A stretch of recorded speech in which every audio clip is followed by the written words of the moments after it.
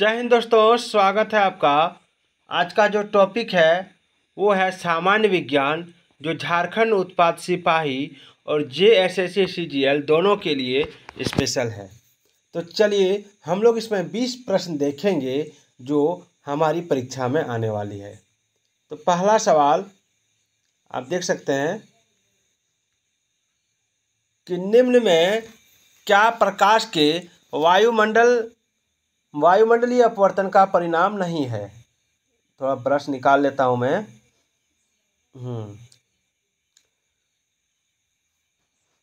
सवाल एक बार और सुन लीजिए कि प्रकाश के वायुमंडलीय अपवर्तन का परिणाम नहीं है तो क्या होगा आंसर। तो इसका आंसर हो जाएगा ऑप्शन 3। मैं ऑप्शन नहीं बताऊंगा, डायरेक्ट आंसर बताऊंगा। सूर्य का आकाश में अपनी वास्तविक ऊंचाई से ज़्यादा ऊंचाई पर दिखना, ये जो है ये अपवर्तन का परिणाम नहीं है। सूर्य का सूर्यास्त के समय लाल दिखना और रात में तारों की टिमटिमाहट और सूर्य का अपने वास्तविक समय से 2-3 मिनट पहले दिखना प्रकाश के वायुमंडलीय अपवर्तन का परिणाम होता है। और सूर्य के सापेक्ष पृथ्वी की स्थिति बदलने के कारण सूर्य आकाश में अपनी वास्तविक ऊंचाई से ज़्यादा नीचा या ऊपर दिखता है। अगला सवाल है साइकन आणि साइफा स्पंजिला यानी स्वच्छ जलीय स्पंज और यू स्पंजिया जिसे बात स्पंज कहते हैं किस संघ के उदाहरण है। तो इसका आंसर हो जाएगा आपका ऑप्शन 4 पोरीफेरा। स्पंज जलीय अधिकांश समुद्री बहुकोशिकीय जीव हैं जो स्थानबद्ध पौधों के समान जीव है जो जलमग्न ठोस चट्टान या सीपी के साथ आबद्ध होते हैं और किसी प्रकार की गति करने में असमर्थ होते हैं और वे पोरीफेरा फाइलम की श्रेणी में आते हैं, इसको याद रखिएगा। और पोरीफेरा ताजे पानी की एक प्रजाति को छोड़कर केवल समुद्री होते हैं। चुंबकन की विधि क्या है। तो इसका आंसर हो जाएगा आपका ऑप्शन 1 चुंबक पर प्रहार करना। यानी चुंबक पर प्रहार करना चुंबकन की एक विधि है।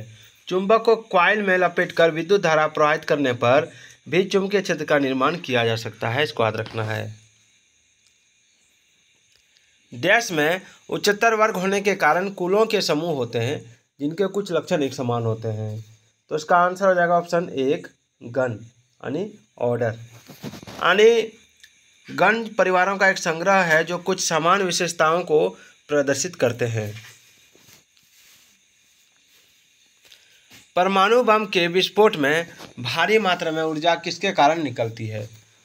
तो इसका जो आंसर हो जाएगा वो हो जाएगा आपका ऑप्शन 4 न्यूट्रॉन का प्रोटॉन में परिवर्तन।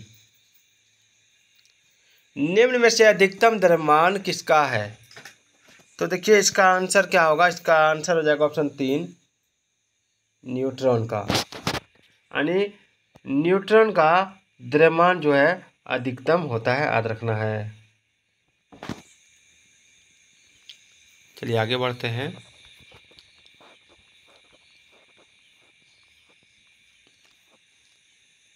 न्यूक्लियर रिएक्टर में न्यूट्रॉन को किससे अवमंदित किया जाता है। आपका ऑप्शन है, आप ऑप्शन देख सकते हैं, विखंडनीय पदार्थ है, मॉडरेटर है, नियंत्रण छड़ है, शीतल प्रणाली है। तो इसका आंसर हो जाएगा मॉडरेटर ऑप्शन 2। विखंडन परमाणु को गतिज ऊर्जा के साथ 2 या 2 से अधिक छोटे नाभिक में विभाजित करता है और गामा विकिरण और मुक्त न्यूट्रॉन को भी छोड़ता है। इस परमाणु श्रृंखला अभिक्रिया को नियंत्रित करने के लिए न्यूट्रॉन जो है मंदक का प्रयोग किया जा सकता है जो न्यूट्रॉन के उस भाग को परिवर्तित कर देता है जो विखंडन को आगे बढ़ाता है। चलिए आगे देखते हैं। सीसा संचायक बैटरी के अनावेशित होने पर क्या होता है। तो इसका आंसर क्या होगा। इसका आंसर हो जाएगा ऑप्शन 4 सल्फ्यूरिक एसिड की खपत होती है। फ्रांसीसी भौतिकवेत्ता गैस्टन प्लांटे ने 1859 में सीसा संचायक बैटरी का आविष्कार किया था, इसको याद रखिएगा। चलिए डेंगू ज्वर का कारक क्या है। तो डेंगू ज्वर का जो कारक है वो है आपका विषाणु। यानी डेंगू बुखार को ब्रेक बॉर्न फीवर के नाम से भी जाना जाता है। यह डेंगू वायरस के कारण होने वाला मच्छर जनित उष्णकटिबंधीय रोग है। यह रोग एडिज वंश की कई प्रजातियों विशेष रूप से ए एजिप्टी प्रजाति के मच्छरों द्वारा फैलाया जाने वाला रोग है। अगला है प्रकाश संश्लेषण प्रक्रिया में परिवर्तन निहित है, तो इसमें क्या होगा? तो इसका आंसर हो जाएगा आपका ऑप्शन 3, सौर ऊर्जा का रासायनिक ऊर्जा में।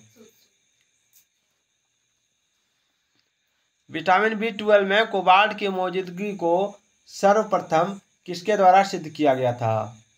तो इसका आंसर हो जाएगा आपका ऑप्शन 2, स्पेक्ट्रोस्कोपी।